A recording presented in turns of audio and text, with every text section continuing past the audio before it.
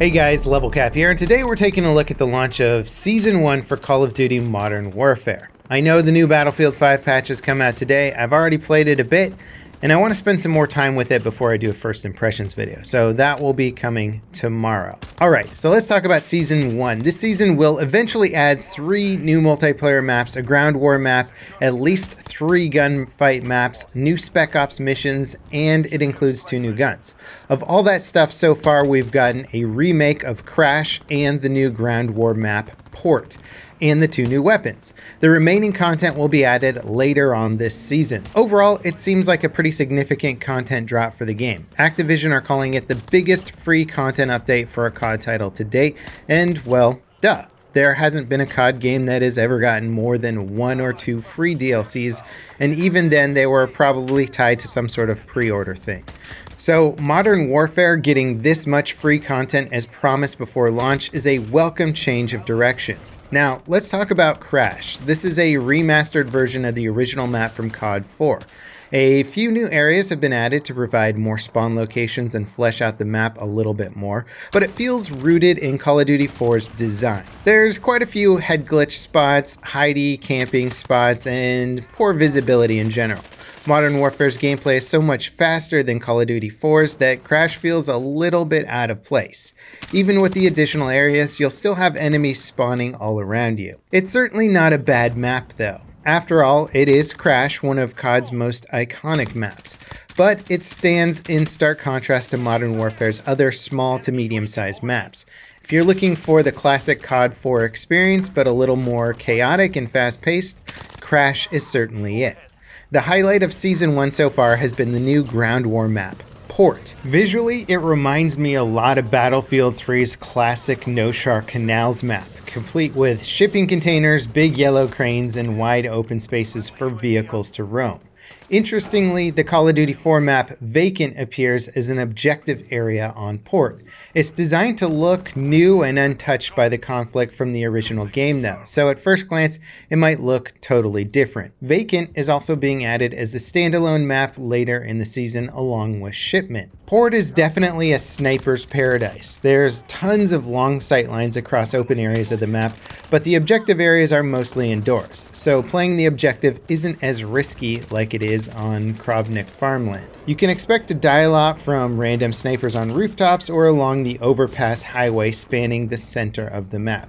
If you've ever played Battlefield 3, chances are everything about Port will feel very familiar. It's just like No Shark Canals times 20. While Port is probably the better of the game's 4 ground war maps, it still has some issues. Spawn trapping is very much a thing on this map. The default spawn areas and gimme flags are easy to hold, but getting to the map's interior means running through a kill zone of rooftop campers and vehicles. If your team is struggling to keep objectives at the center of the map, expect to end up stuck in your spawn. That said, if you're on the team doing the spawn trapping, you can expect to go on some pretty epic kill streaks if you play smart. The map really favors long-range weapons, so even DMRs feel pretty viable on Port. Of course, snipers and the M4 will reign supreme, but the map has plenty of cover spots to duck between. It seems like Infinity Ward are finally starting to understand what these big Battlefield-esque maps should be like. The launch ground war maps had such extreme verticality and randomness that they just kind of felt like pure chaos. Krovnik evened things out a little bit, but Port is much closer to what you would expect out of a large-scale map. The verticality is powerful, but it exposes you to constant danger. The buildings shield you from the chaos without funneling people through them, and the open areas still offer cover and good opportunities for flanking.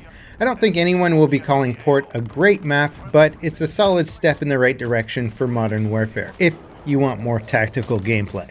The new gunfight maps are, well, they're gunfight maps. If you enjoy gunfight, they're pretty solid. A new mode called OSP mixes up gunfight by placing weapons on the map so that you have to loot them battle royale style. 2v2 is certainly one of Modern Warfare's more promising additions, but the lack of a ranked mode for it is kind of frustrating. It's designed to be tactical and taken seriously, but people often quit out of the match after losing 1 or 2 rounds. The reinforcement mode from Call of Duty Ghosts returns with Season 1. It's actually a pretty interesting variation of domination. Dying makes you a spectator until your team captures a flag. The first team to capture all 3 flags, kill everyone on the enemy team, or reach the required number of rounds wins. If you've played Insurgency Sandstorm, this is basically a version of Firefight. Now when it comes to Modern Warfare Spec Ops missions, to be honest, I haven't really messed with them, so I don't have much to add about the new ones added with Season 1. I'm sure they're okay, probably won't convert anyone who hasn't been into Spec Ops since launch, so yeah, basically there's more Spec Ops. What about the new weapons and the Battle Pass? Well, like with most Battle Passes, Modern Warfare has 2 tiers, free and paid. The paid tier has 100 levels, each offering a reward. The free tier has the same 100 levels, but only gives out rewards for 23 of them. The 2 new weapons, the Ram 7 assault rifle and the Holger 26 light machine gun, are included in the free tier. You can buy the paid tier for 1,000 COD points, the game's paid currency. You can also buy a premium version of the pass for 2,400 COD points that unlocks 20 tiers automatically. If you complete all 100 levels of the Battle Pass, you'll accrue another 1,000 COD points that you can buy next season's pass with, or the paid cosmetic items. Season 1 adds a bunch of paid cosmetics, 2 new operators, and more that are all unlocked with COD points. In a way, you can sort of view this as earning your money back if you play the game enough, so if you were dedicated enough, you might only have to buy 1 season pass and then could potentially buy all the other ones with the earned in-game credits. Kind of a cool system. I imagine it's going to be very grindy though. The first new weapon, the Holger 26, is only tier 15, so you can unlock it instantly by buying the premium battle pass. But the Ram 7 is tier 31, so you'll either have to grind it or purchase individual tiers for 100 COD points each. Each tier takes at least 3 to 4 full ground war matches to unlock through gameplay, so expect to spend a long time grinding to unlock both weapons. As far as battle passes go, Modern Warfare is pretty par for the course. It's frustrating that they've put the 2 new weapons behind a grind wall, especially considering how much of a grind it already is just to unlock new weapon attachments, but this is a massive improvement over paid supply drops and the absurd amount of paid DLC in past COD games. Finally, Season 1 also raised the game's level cap to 500. Everyone that had made it past rank 56 has been reset to that rank and will be climbing up to 500, assuming they don't raise it again later down the line. There's also a bunch of new weapon blueprints that kit guns out with standard attachments, but give them a unique cosmetic look. Overall, Season 1 has been a good step for Modern Warfare. The Battle Pass is a little grindy, but a welcome relief from the borderline extortion of past games. The new maps are all pretty solid, even if Crash feels a little bit out of place, and Ground War is slowly becoming more attractive as an alternative to Battlefield. Infinity Ward still has a long way to go with balancing and cutting down the randomness of the game though. The M4 and the 725 shotgun continue to be god guns, and there not really being any sort of proper ranked playlist is a letdown for players that really wanted to test their skill. Each update for Modern Warfare has made the game better, but it's making some baby steps in areas where maybe some leaps and strides are needed. Eventually, it might get there and be a very well-rounded and fun game. Season 1 makes all the right moves, even if it is a bit grindy. Hopefully, Infinity Ward can keep this momentum going with future patches and content.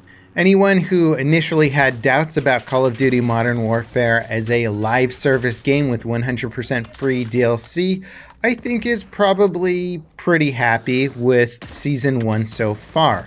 No exploitive random chance loot crates for weapon unlocks and whatnot, so I think the community is generally pretty happy, although I have seen some comments about more drip-fed content. Obviously Season 1 has launched, but not all of the content for Season 1 has launched altogether. Speaking as a Battlefield 5 player, the drip feeding in that game is terrible. The Call of Duty content so far has been above and beyond anything that's been launched in Battlefield 5, so from juxtaposition, I don't have a huge issue with the drip feed system so far in Call of Duty. As long as they continue to deliver decent, good content at a regular interval, I think the community will ultimately be fine with it. Anyway, that wraps it up for this video. Thanks for watching, guys, and remember to stick around for tomorrow's video about the Battlefield 5 5.2 patch. My impressions of it, is it good or bad? And I'll see you next time. This is Level Cap, signing off.